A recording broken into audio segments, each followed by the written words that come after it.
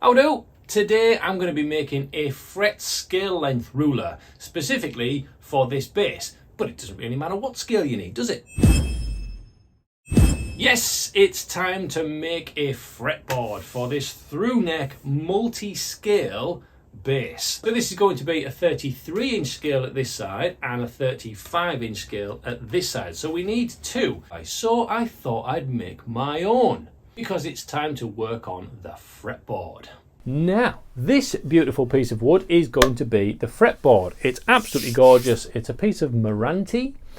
So I need to cut down a kind of probably 8mm, something like that, and then we can take that down to fit. I wouldn't want to start with 6 and then run out.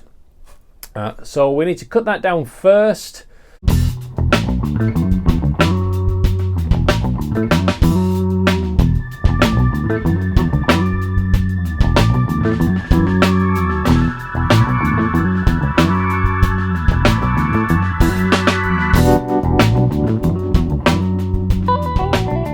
Lay this out over the top, and then I'm going to use a knife, mark off the widths from that side and at that end, and then straight line them out, cut that out to width, and then we can think about fret markers and fret slots and things like that.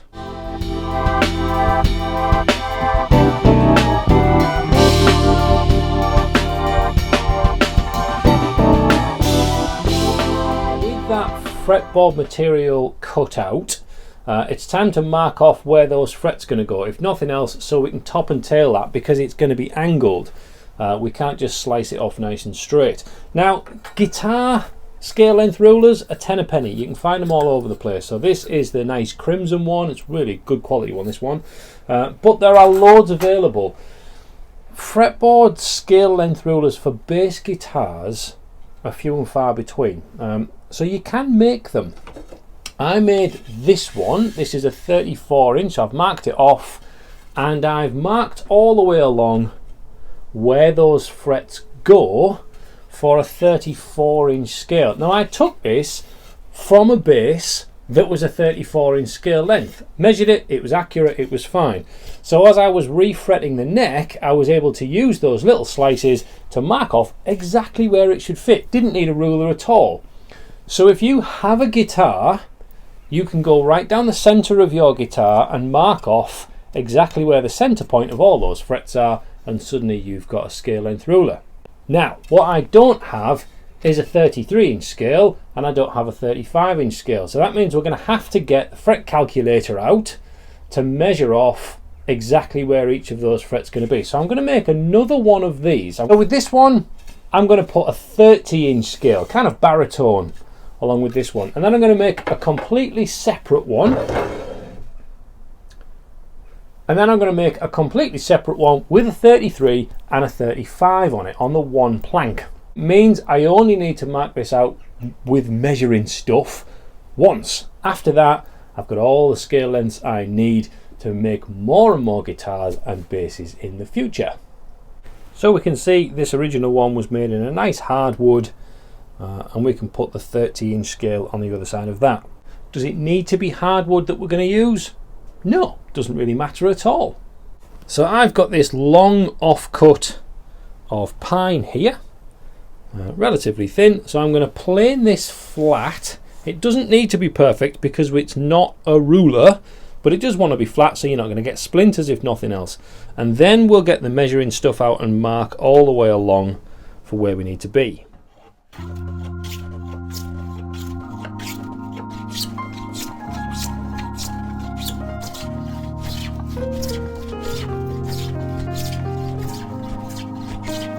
we can see there it's a little bit high at both ends. It's got a high spot here and it's high at that end, and I can wiggle the ruler in between.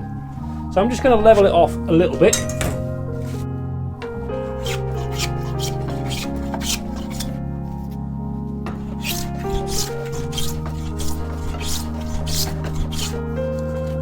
That's a bit better.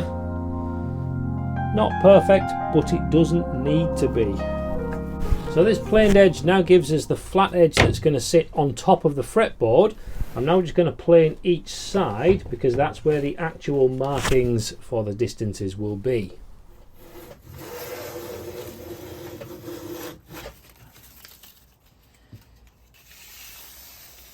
very satisfying. And there we go. Flat side to go on the fretboard itself, and then two flat sides where we're actually going to mark off. This top side, I could trim this down because it's quite chunky, but I can't be bothered really. It's not essential, and actually with this just being pine, that thicker part to it might just help keep it a little bit more stable. With the hardwood like this, we can go that thin. It's about 8mm, something like that, and that's more than enough. That's not going to go anywhere. So I might just leave this a little bit thicker. I might take a couple of shavings off just so it's easier to write on, but other than that, it's not necessary. So we're going to think about setting up these scale lengths now. Now normally when you do scale lengths, you measure them right the way down the centre and then you score perpendicular off there. But because this is a multi-angle, multi-fret job, we can't do that. We need to measure off where the strings go. So I'm going to think clever at this point. When we actually mark off for multi-scale, you mark off where the outside string's going to be, rather than down the centre. So I want the ruler to be able to sit on the fretboard like that, as I mark off down that side, and then mark off down this side.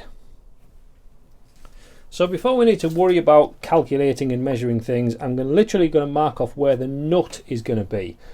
So I'm not going to use this end for the nut because that's not accurate enough, and if it gets banged and chipped, it's going to alter things. So I'm actually going to go a little bit in and mark off with a knife, not a pencil. Mark off, that is where the nut's going to be, and I'm going to go all the way across and to the other side so that they're both equal. Not that that really matters. So let's use a permanent marker and just write N for nut. And then I'm going to mark this side is going to be the 35. So this is the 35-inch scale.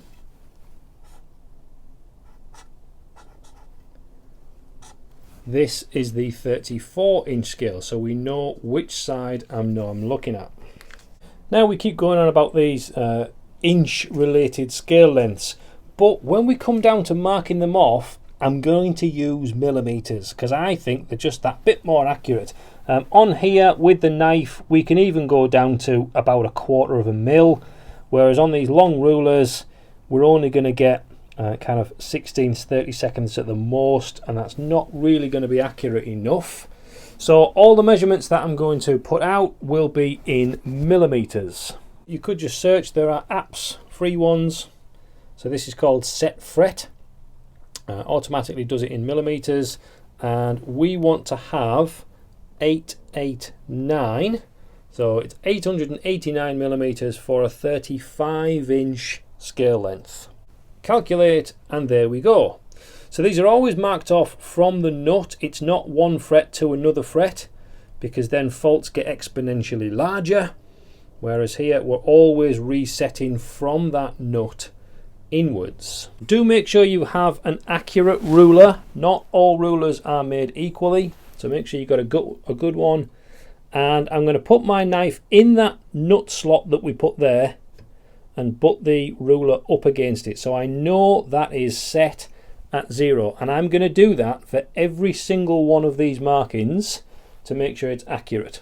Okay, so fret 1 is 49.89, so I'm going to say 49.9 millimeters. So 49.9, so we're a chuff off 5 centimeters, 50 millimeters. So that is a little nick I've put in there. I'm going to use my set square, knife in the nick, put the ruler up against it. That is now set.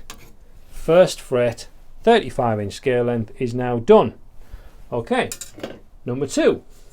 So we've reset the ruler. The distance for the second fret is 96.99. So 96.99, as accurately as we can make that. There's the nick.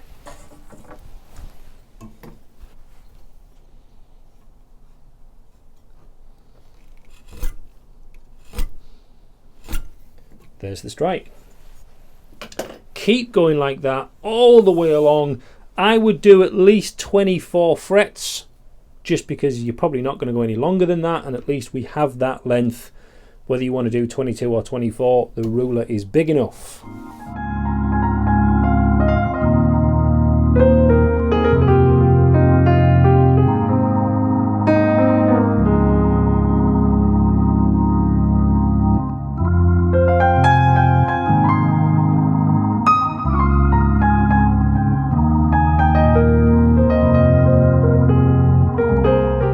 And then I'm going to do exactly the same thing again for the 33-inch scale, which is an 838mm scale length.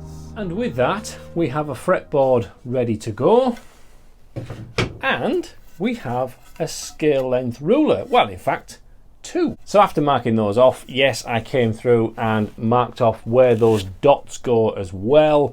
Make sure, check, double check, triple check that you are marking them off in the correct place. Otherwise, every single scale thing you do will be wrong. Oh, we'd make too many mistakes with that, so I have triple checked on this one. This means we have a scale length ruler to make as many guitars as we want. I'm not just marking off those scale lengths on the one fretboard and then that disappears and we've got to do it all over again. So if you want to see me use this and figure out how to do multi-scale lengths, make sure you look out for the next video. So click that subscription button, ring the notification bell thingamajig, otherwise you might not get told. And until next time, sharpen your tools, or indeed make your own, and I'll see you soon. God bless.